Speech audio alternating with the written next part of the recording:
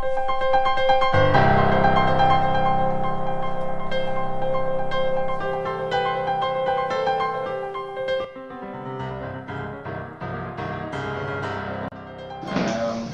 dons eles vão entrar especificamente na eclesiologia, que é a doutrina da igreja, mas nós estamos vendo esses aqui porque são aqueles chamados dons carismáticos ou dons de sinais e maravilhas que o pessoal fala. Nós já falamos sobre ele na semana passada e hoje vamos dar sequência ao tema que nós estávamos tratando na semana passada. Tá? Então, só para nós darmos uma breve revisada, os milagres, os sinais eram sinais do apostolado, como nós vimos e analisamos os textos nas Escrituras. Nós vimos também que línguas são sinais sobre a vinda do Messias e são sinais para os incrédulos, como a Bíblia mesmo fala, usando inclusive 1 Coríntios capítulo 14, 21 e 22, a profecia de Isaías 28, que falava que o povo ouviria por som de línguas estranhas o juízo de Deus. Fizemos uma breve análise sobre alguns textos das Escrituras, incluindo Atos capítulo 2, que fala sobre as línguas maternas daqueles que estavam em Jerusalém para o Pentecostes, e 1 Coríntios 12, 14 também, 12 ao 14, falando sobre dons de línguas. Hoje, um terceiro ponto que a gente gostaria de ver é que seleção de pastores não inclui profetas e apóstolos, ou seja, o que nós temos hoje são pastores, ou bispos, ou presbíteros, que são palavras que nós chamamos de intercambiáveis. O que é intercambiável? Você pode usar tanto uma quanto outra. Tá? Elas têm o mesmo significado, elas vão, se você falar pastor, presbítero ou bispo nas Escrituras, você vai enxergar o pastor, que nós usamos, é mais usual hoje, nós chamamos de pastor. Nas Escrituras chamamos de bispo, de presbítero, então existe ali o presbítero, ele está num nível, aí vem o pastor, um nível acima, e o bispo está a outro nível acima. Não, são palavras intercambiáveis, ou seja, que elas são usadas com o mesmo significado e não mudam o valor do ministério ali, ok? Nós vemos nas Escrituras que profetas e apóstolos tinham funções específicas. E nós então vemos nas Escrituras que são funções que não foram dadas aos pastores. Por exemplo, falando de profetas, lá no texto de 2 Crônicas, segundo livro de Crônicas, capítulo 18, nós vamos ver uma atribuição do profeta.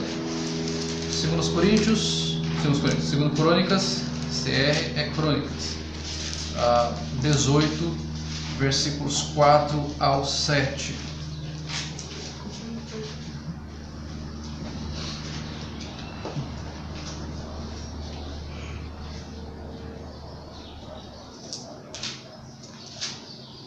Diz assim: Disse mais Josafá ao rei de Israel: Consulta primeiro a palavra do Senhor.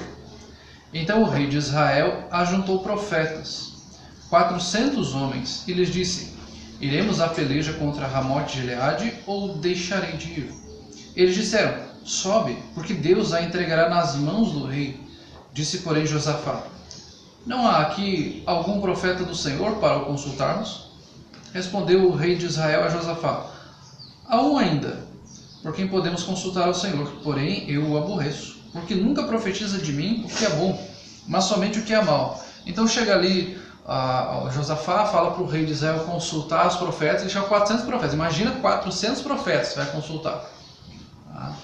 400 ali, homens ali, e ele faz a pergunta: nós deveremos ir à guerra contra Ramote de Gileade? E todo mundo vai, nós profetizamos vitória sobre a sua vida. Você vai vencer, você vai conquistar, que Deus está contigo, né? Então eles profetizam ali, e então há a seguinte indagação a isso: será que não existe nenhum outro profeta para nós consultarmos? Ele fala: existe um ainda, só que ele só fala que eu não gosto de ouvir, ele só fala coisas agradáveis, ele não profetiza vitória sobre minha vida, ele só fala coisas que não são boas para mim. É cidadão lá. E aí eles chamam este profeta.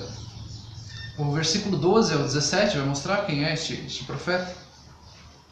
Diz assim, ó: o mensageiro que fora chamar a Micaías falou-lhe dizendo: eis que as palavras dos profetas a uma voz predizem coisas boas para o rei. Seja, pois, tua palavra como a palavra de um deles, e fala o que é bom. Ó, já estava encomendando a profecia. Ó, tá todo mundo falando coisa boa, então vê se você vai lá e fala alguma coisa que seja agradável, né? Faz favor, né? Tem 400 lá, você vai remar contra a maré? Como assim? Você tem que fazer igual a todo mundo. Respondeu Micaías: tão certo como vive o Senhor, o que meu Deus me disser, isso falarei. Olha, o que Deus falar, vou falar, não importa se é bom, se é mal, se o rei vai gostar, não vai gostar, eu vou falar o que Deus mandar eu falar. Versículo 14. E vindo ele ao rei, este lhe perguntou: Micaías, iremos a Ramote de Gileade a peleja, ou deixaremos de ir? Ele respondeu: sobe e triunfarás, porque eles serão entregues nas vossas mãos. Versículo 15.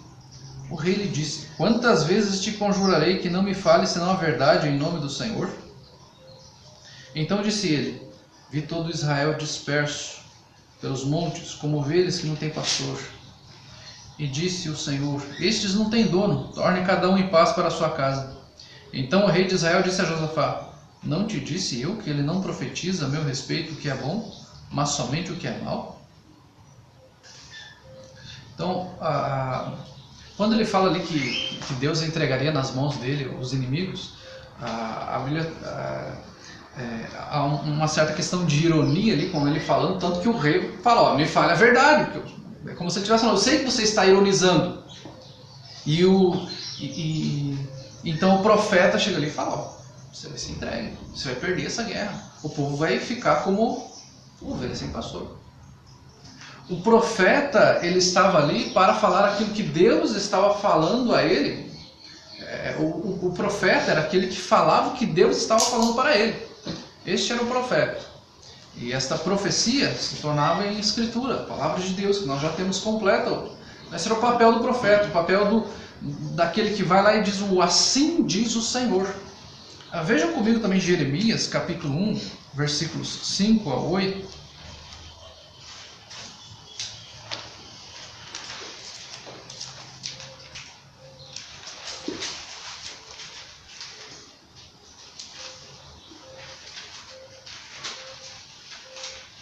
Jeremias 1, 5 a 8 diz assim: antes que eu te formasse no ventre materno, eu te conheci, e antes que saísses da madre, te consagrei e te constituí profeta às nações. Então lhe disse eu: Senhor, eis que eu não sei falar, porque não passo de uma criança. Mas o Senhor me disse: não digas, não passo de uma criança, porque a todos a quem eu te enviar irás, e tudo quanto eu te mandar falarás. Não temas diante deles, porque eu sou contigo para te livrar, diz o Senhor. Então Deus separava o profeta. Deus falou: eu separei você antes de você nascer, você já estava separado para profetizar as nações, para levar a palavra que Deus falava diretamente com ele. Capítulo 23 de Jeremias, versículos 28 ao 32.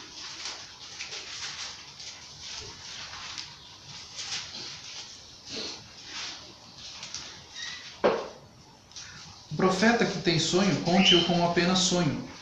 Mas aquele em quem está a minha palavra, fale a minha palavra com verdade. Quem tem a palha com o trigo, diz o Senhor? Não é a minha palavra fogo, diz o Senhor, e martelo que esmiuça a penha? Portanto, eis que eu sou contra esses profetas, diz o Senhor, que furtam as minhas palavras, cada um ao seu companheiro. Eis que eu sou contra esses profetas, diz o Senhor, que pregam a sua própria palavra e afirmam: ele disse. Eu sou contra os que profetizam sonhos mentirosos, diz o Senhor, e os contam, e com suas mentiras e leviandades fazem errar o meu povo, pois eu não os enviei nem lhes dei ordem, e também proveito nenhum trouxeram a este povo, diz o Senhor. Ou seja, ele está falando aqui: olha, se você sonhou, fale que você sonhou, não que Deus falou com você. Não, isso foi um sonho. Não é: Deus me deu uma visão. Deus falou comigo. Não, você sonhou. Né? É isso que ele está falando para os outros profetas. Agora, a profecia é o assim diz o Senhor, que Deus falava com os profetas. Se Deus falava palavras agradáveis ao povo, que o povo seria liberto, o profeta ia lá e falava. Se Deus falava que o povo ia para o cativeiro, o profeta ia lá e falava acerca do cativeiro. Ele não estava preocupado primeiramente com a popularidade dele, ele estava preocupado em falar aquilo que Deus falava, e Deus falava diretamente com ele. Então ele era aquele que recebia a mensagem de Deus e levava ao povo. Então ele recebia uma mensagem direta de Deus e levava ao povo, e ele falava, assim diz o Senhor está falando comigo, assim diz o Senhor. O máximo que um pastor pode falar hoje é, assim diz o Senhor através da Escritura. Deus está falando comigo através da Escritura. E não, olha, Deus apareceu numa nuvem lá, numa luz, e Ele falou comigo e eu escrevi tudo que Ele falou. Deus já nos deu as Escrituras. A profecia, a Bíblia já está completa. Deus não precisa completar a sua obra. Por isso que nós temos muitos pretensos e falsos profetas por aí, que acabam criando complementos para a Escritura e dizendo, olha, Deus me falou isso. E muitas vezes o que Deus falou para essa pessoa é contrário àquilo que a Escritura fala. A profecia já está completa. Nós não precisamos de outros profetas, no sentido do profeta do Antigo Testamento, que trazia a palavra diretamente de Deus. O máximo que um profeta pode ser hoje é de ele professar a palavra de Deus, que está nas Escrituras, contida aqui nas Escrituras, a Escritura completa, e não de ele falar, Deus falou comigo de alguma forma aqui, apareceu para mim, falou audivelmente comigo, e ele falou estas e essas palavras. Então, Deus falou comigo através da Escritura. Deus me mostrou a verdade. Agora nós vemos a questão dos apóstolos. Nós vemos então este papel dos profetas, vamos ver dos apóstolos. Mateus capítulo 10, versículo 1 diz assim: tendo chamado os seus 12 discípulos, deu-lhes autoridade sobre os espíritos imundos para expelir e para curar toda a sorte de doenças e de enfermidades. Então, quando Jesus separa os seus discípulos, seus 12 discípulos, ele dá autoridade para eles expulsarem os espíritos imundos, curarem doenças e enfermidades. E o versículo 8 ainda vai falar, curar enfermos, ressuscitar mortos, purificar leprosos, expelir demônios. De graça recebestes, de graça dai. Ou seja, essa era a função dos apóstolos, e essa era uma credencial dos apóstolos, como nós já falamos semana passada, mesmo que alguns homens que não eram apóstolos fizeram isso, mas esta era uma credencial do apostolado, que era essencial, que era para o apóstolo, era uma demonstração de que ele era um apóstolo do Senhor. O Senhor Jesus já nos mandava para levar o Evangelho. Veio apenas mais um texto lá de Apocalipse 21, 14. Nessa linha. Apocalipse 21, 14. Diz lá, já no final ali da Escritura, diz assim: a muralha da cidade tinha 12 fundamentos, e estavam sobre estes os 12 nomes dos 12 apóstolos do Cordeiro. Ou seja, os apóstolos, eles eram o fundamento da igreja. Foram eles que deram início à igreja, que autenticaram esta igreja através destes sinais, servindo ao Senhor como os 12 primeiros ali que o Senhor escolhe, para levar a mensagem, para curar enfermos, para ressuscitar mortos, para expelir demônios. Essa era a função dos apóstolos. E os apóstolos que existiram foram aqueles 12. Depois veio Matias e Paulo como a fora de tempo, como nós vemos na Escritura, que ele foi tido como um apóstolo fora de tempo. Fora disso, não temos outros apóstolos hoje. Por isso que existe o termo até irônico que fala que apóstolo bom é apóstolo morto.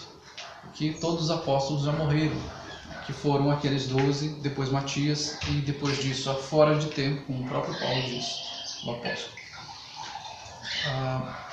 Como nós falamos, esses termos pastores, bispos e presbíteros são termos intercambiáveis. O texto 1 Timóteo 3, 1 e 2 nós vemos, falando ali, fiel é a palavra, se alguém aspira ao episcopado, excelente obra almeja. É necessário, portanto, que o bispo seja irrepreensível, o marido de uma só mulher vai dar várias qualificações do presbítero, do bispo, do episcopo. Tá? Então são palavras intercambiáveis, que você não vai criar ali degraus de liderança na igreja. Olha, este é o presbítero, o pastor, o bispo e não sei quem mais, daí vai chegar no apóstolo, no arcanjo, no semideus. Não.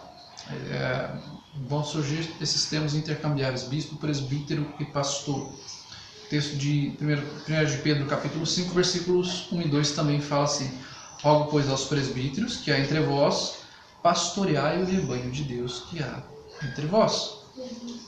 Então, ele fala, os presbíteros devem pastorear. Os presbíteros vão presbiterar, eles vão pastorear. São termos intercambiáveis, usados para esta função. Nós usamos um pouco hoje para fazer essa diferença, às vezes, na igreja. O presbítero é aquele que não é em tempo integral, o pastor é em tempo integral. Mas não necessariamente precisa fazer esta diferenciação. Não existia essa diferenciação na Bíblia. Então ela traz essa questão intercambiável. Nós usamos mais por uma questão de identificação. Você fala, o pastor é aquele que está no ministério integralmente. O presbítero é aquele que é mais fim de semana, que faz algumas coisas, mas ele tem o seu trabalho fora da igreja. Uma coisa importante para nós entendermos também é que os sinais, como nós estávamos falando dos milagres aqui, dos sinais, eles foram diminuindo ao longo da Escritura. Novamente, o que a gente vai falar aqui, não é que os sinais deixaram de existir, que Deus não cura mais hoje, que não existe mais possessão demoníaca. Não, isso existe. Existe possessão demoníaca, Deus cura, nós conhecemos pessoas e várias pessoas que foram curadas de forma miraculosa.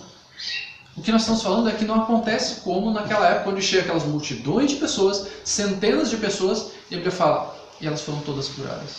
Centenas, 200, 500 pessoas, gente cega, aleijada, com vários problemas ali, com hemorragia, e fala que Jesus curava todas elas. A pessoa de cama, enferma, e elas eram curadas. Nós vemos que isso vai cessando, diminuindo aos poucos. Nos textos bem conhecidos nossos, é o texto de 2 Coríntios capítulo 12, versículos 7 ao 10.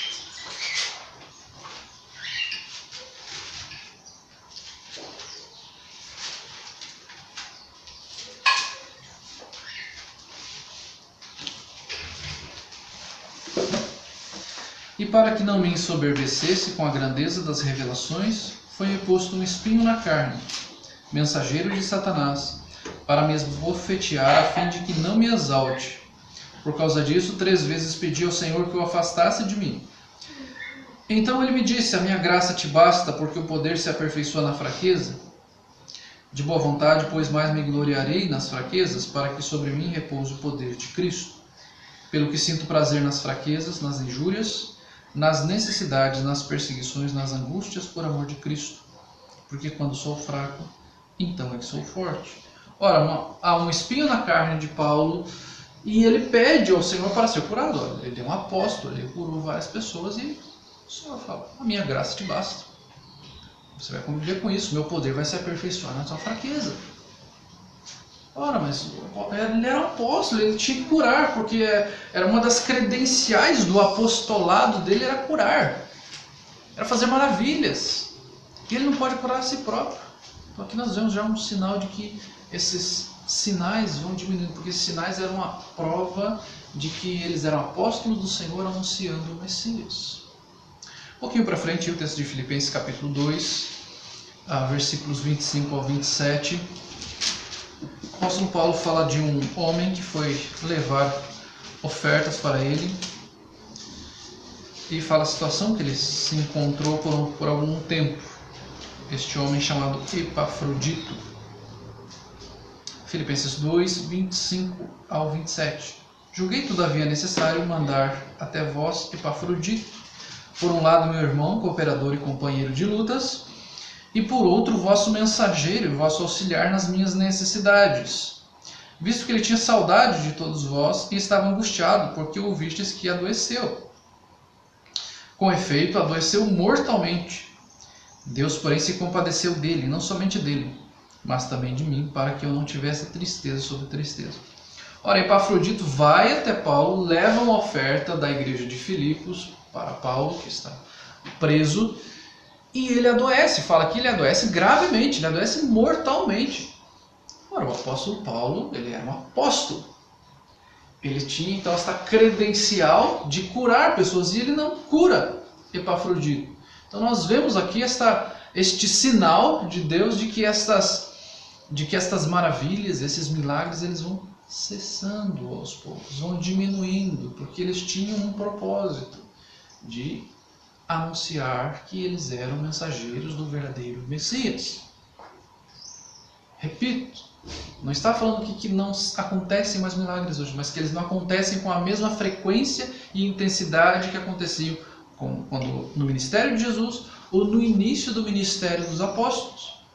Um outro exemplo é os problemas de saúde de Timóteo.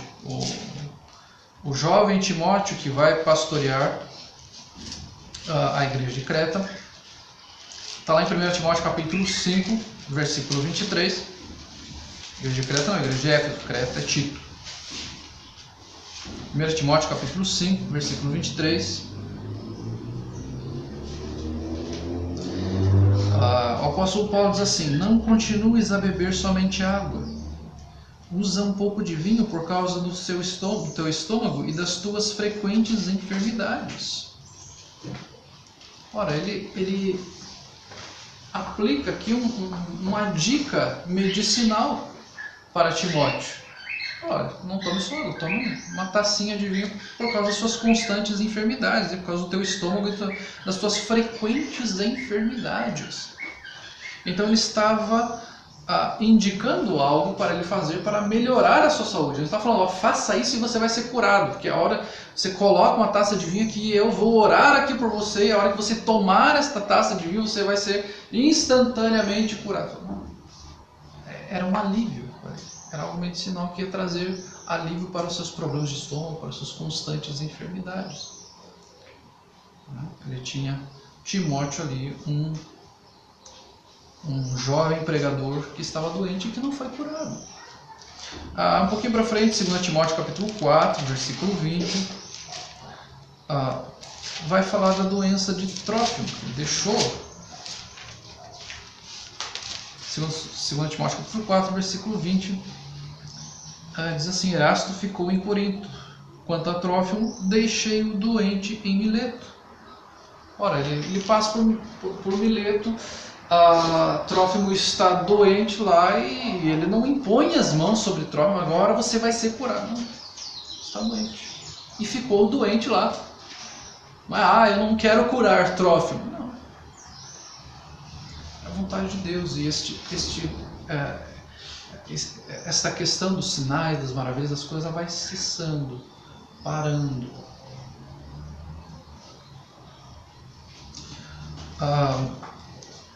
E ainda um último texto sobre esta questão, Tiago, capítulo 5, versículo 16.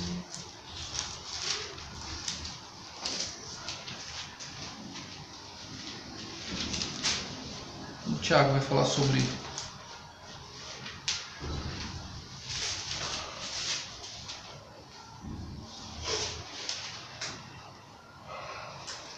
ele fala assim: confessai, pois, os vossos pecados uns aos outros e orais uns pelos outros para serdes curados. Muito pode, por sua eficácia, a súplica do justo.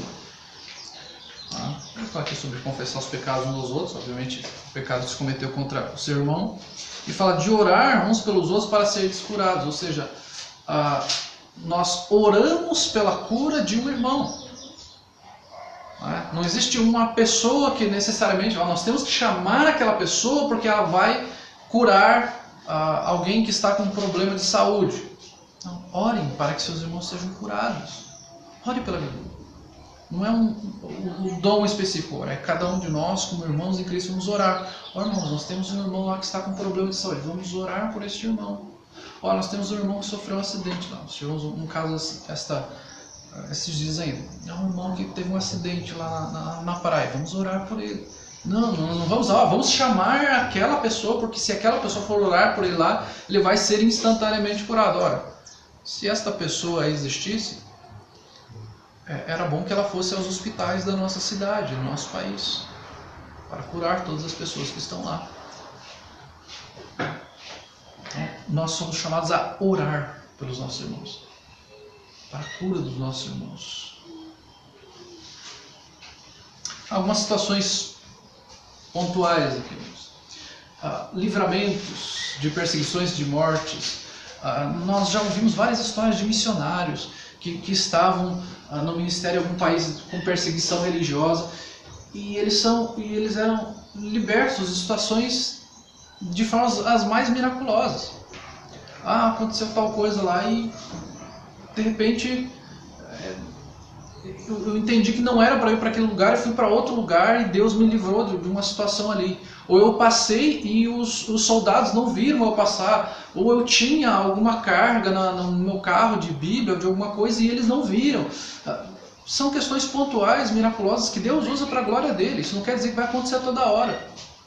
Acontece? Deus pode usar isso? Pode. Ele pode todas as coisas. Deus pode usar, fazer estes milagres. Deus faz, mas não quer dizer que ele vai fazer todo dia, toda hora. Então nós vamos fazer 3 reuniões por dia porque Deus vai operar sinais, maravilhas. Cada reunião aqui vai ter 100 pessoas aqui tetraplégicas levantando, caminhando e andando. Não é assim. Não acontece mais dessa forma. Deus pode curar um tetraplégico, fazê-lo andar? Claro que pode. Deus pode fazer qualquer coisa. Mas não quer dizer que ele tenha de fazer. Existiu um momento e agora é um outro momento. É importante nós entendermos isso para nós não banalizarmos e acharmos que não, Deus tem que fazer, porque se não fizer, Deus não está atuando aqui. Existe um propósito para todas as coisas. Existem muitos danos para uma compreensão errada daquilo que nós temos acerca de curas, sinais, maravilhas. Existe o erro doutrinário de pessoas acharem, eu não sou uma pessoa espiritual porque isso não aconteceu comigo, porque eu não falei em línguas, então eu não sou uma pessoa espiritual. Eu não fui curado porque eu não tive fé. Eu não curo porque eu sou uma pessoa que não tem fé. Então, as pessoas caem em erros doutrinários. Há muita confusão nesse sentido, inclusive confusão de pessoas que são sinceras, porque elas falam, olha, eu amo ao Senhor e todo mundo está acontecendo com todo mundo, tem gente caindo no espírito lá, entre aspas, e eu não caio. O que está acontecendo? Eu não sou espiritual. Eu acho que eu estou com um problema de relacionamento com Deus, porque acontece com todo mundo, não acontece comigo. Então, existe uma confusão na cabeça das pessoas que estão lá, pessoas que querem aprender da palavra de Deus e se sentem confusas, porque não acontece com elas. Porque não é isso nem faz parte de uma espiritualidade de eu vou cair lá e vou...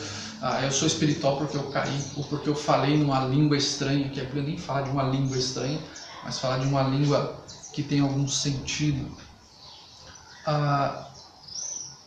Muitas vezes nós temos um culto voltado ao emocionalismo. Quando você fala de milagres, sinais, maravilhas, ou que vai acontecer alguma coisa, não acontece. Só toca uma musiquinha lá, baixinho, aí começa a se falar algumas coisas, aí o pessoal já começa a ficar mais emocionado, alguns começam a chorar, e aquilo ali não glorifica a Deus, aquilo ali é simplesmente para deixar as pessoas emocionadas, mais sensíveis, a que elas digam que sentiram, eu senti algo e Deus falou comigo e eu comecei a falar alguma coisa diferente aqui, ou Deus me deu uma visão, porque naquele momento eu estava tocando aquela música baixinha, aquele somzinho bem calmo, eu senti que Deus falou comigo, eu senti que eu fui arrebatado de algum jeito e eu conversei com Deus. É um negócio que mexe com a emoção das pessoas, causa confusão e não glorifica a Deus. Pessoas sensíveis e esperançosas são enganadas, porque a pessoa chega num culto ali e ela tem um problema sério de coluna e o ministro lá fala: você vem aqui que você vai participar dessa corrente, não sei das quantas, e você vai ser curado se você levar este óleo aqui, se você levar esse lenço. E aquela pessoa vai lá e participa de vários cultos com toda a dificuldade, ela dá aquela oferta. E ela fica ainda pior, porque ela senta naquelas cadeiras horríveis, ela chega em casa com mais problema de coluna que ela estava ainda. São pessoas que elas são enganadas, que elas se decepcionam, porque não vem a compromisso, a profecia sendo cumprida. Porque o tal profeta chega lá para ela e fala: profetizo cura sobre a sua vida. E aí ela não é curada. E aí o tal profeta, dito profeta, fala: não, você não foi curado porque você não tinha fé. Deus falou comigo, mas você não teve fé, a culpa é sua. Então são pessoas que se decepcionam porque elas são enganadas, por erros doutrinários. Pessoas que se tornam místicas, supersticiosas dentro da igreja com todas essas questões. Porque, você vai receber o dom de Deus se você fizer isso, isso, aquilo outro. Você vai ser curado se você passar esse lenço na parte enferma. Ou se você pegar um fio de cabelo de uma pessoa que está passando por uma dificuldade e trouxer aqui na igreja uma peça de roupa. Se você comprar o óleo, se você levar a vassoura. As pessoas se tornam místicas, supersticiosas. Elas não creem em Cristo, na obra de Deus. Elas creem num objeto ou no próprio pastor, ou naquele que se diz bispo. Elas não estão ali para a glória de Deus. Se tornaram pessoas místicas e supersticiosas dentro da igreja. São terríveis estes danos. Algumas aplicações para nós encerrarmos hoje. A palavra de Deus autentica a experiência e não o contrário. Você não vai pegar uma experiência e tentar olhar para a palavra de Deus. Deixa eu ver aqui como a palavra de Deus vai concordar com aquilo que aconteceu comigo, com a visão que eu tive. Não é assim. É a Bíblia nos mostra aquilo que é certo e aquilo que é errado. Ela nos mostra, se aquilo que eu fizer, por maior que seja a experiência, não, mas você não sentiu isso. Não, mas a Bíblia fala que não é para eu sentir isso mesmo. A Bíblia fala que não é para eu falar isso mesmo. Não é a sua experiência que vai dizer o que a Bíblia tem que dizer, é a Bíblia que diz o que você tem que fazer. As pessoas têm feito essa inversão de valores. Você primeiro vai para a Bíblia e vê se é correto aquilo. E aí você diz: não, isso é correto, isso é errado. Eu fui levado pelo emocionalismo, pelo misticismo, eu fui enganado. E não o contrário. Não, aquilo que eu senti foi muito bom, eu me senti bem, então de alguma forma eu tenho que encaixar algum trecho das Escrituras que concorde com aquilo que eu estou fazendo. Não é assim. Você está submisso à Escritura e não ela a você. Estude a Bíblia. A Bíblia é a palavra de Deus. Se você quer que Deus fale com você, estude a Bíblia. Deus, eu quero ter um encontro com Deus, eu quero falar com Deus, então eu vou naquele culto, eu vou ouvir aquelas músicas, eu vou ouvir aquele pastor. Estude a Bíblia. Participe do culto, sim, importante. Estude a Bíblia, mas se for um culto emocionalista que tende só a te levar para um estado de transe, procure uma igreja. Você está aprendendo a Bíblia. Estude a palavra de Deus.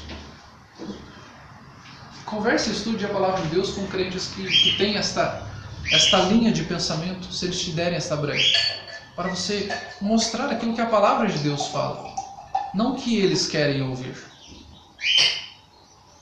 Estude.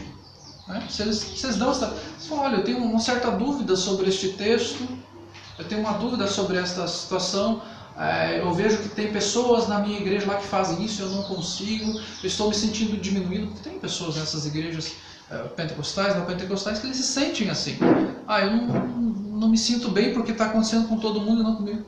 A gente pode ver o que a Bíblia fala? Se a pessoa dá esta brecha, estude a palavra de Deus com ela. Faça isso com um coração humilde. Não ache que você é melhor, que você é superior. Vou mostrar como eu sou bom, como eu sou conhecedor. Não. Entenda que aquela pessoa está sendo enganada, que ela está com problemas, que ela está sensível, que ela precisa ouvir, ela precisa de ajuda. Faça isso com espírito de humildade. Entenda que Deus continua agindo de forma miraculosa. Deus continua fazendo milagres hoje. Mas não precisa conceder dons permanentes e provar para provar nada. Ele é o nosso Senhor. Jesus Cristo é o nosso Senhor. Ele não tem nada que provar a nós. Nós vemos no texto de João 20, 30 e 31 o motivo pelo qual Jesus fez os milagres. João capítulo 20, versículos 30 e 31 diz assim: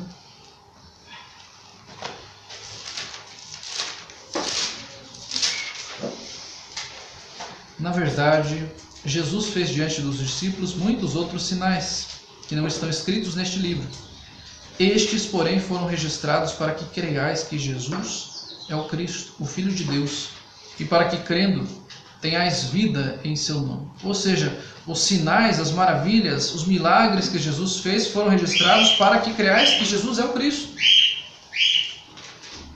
Esse é o propósito dos milagres, dos sinais e maravilhas. Para que nós cresçamos que Jesus é o Cristo, como sinal. Ele é o verdadeiro Messias, ele veio. São sinais que o verdadeiro Messias chegou. E não que nós precisamos fazer isso ainda hoje. Porque a Bíblia fala que Deus é o mesmo ontem, hoje e o será eternamente. Sim, ele é o mesmo. Não quer dizer que ele faz as mesmas coisas sempre. Deus abriu o mar vermelho, ele precisa abrir o mar vermelho de novo? Deus criou Adão e Eva, ele precisa criar de novo? Deus levou um povo pelo deserto durante 40 anos, ele precisa pegar um povo e levar pelo deserto durante 40 anos de novo? Ele continua sendo o mesmo. Ele continua sendo o mesmo. Mas a forma, a situação, o momento, são situações diferentes, são propósitos diferentes. Deus escolheu um povo, tirou um povo, deu a promessa de uma terra a um povo, e para que essa promessa fosse cumprida, ele deu a sua provisão no deserto ao seu povo. Ele não precisa mais fazer isso hoje para provar que é Deus. Ele não precisa mais fazer com que desça línguas de fogo do céu e as pessoas comecem a falar na língua materna de outros povos. Era um outro momento. Era o cumprimento de uma profecia, de Joel capítulo 2. Deus continua sendo o mesmo. Deus continua agindo em nós. Nós temos o mesmo, o Salvador é o mesmo, é o nosso Senhor Jesus Cristo. Isso não quer dizer que ele vai continuar agindo da mesma forma como ele agiu por meio dos apóstolos, porque os apóstolos tinham uma função específica. E nós estamos aqui para servirmos ao Senhor de acordo com aquilo que ele nos deu como igreja, como responsabilidade. Nós somos o corpo de Cristo. Deus nos deu dons para que nós desenvolvêssemos esses dons e vivêssemos para a glória dele. Então é por esse motivo que nós estamos aqui, para a honra e para a glória dele. Vamos encerrar aqui para entrarmos nas questões e perguntas.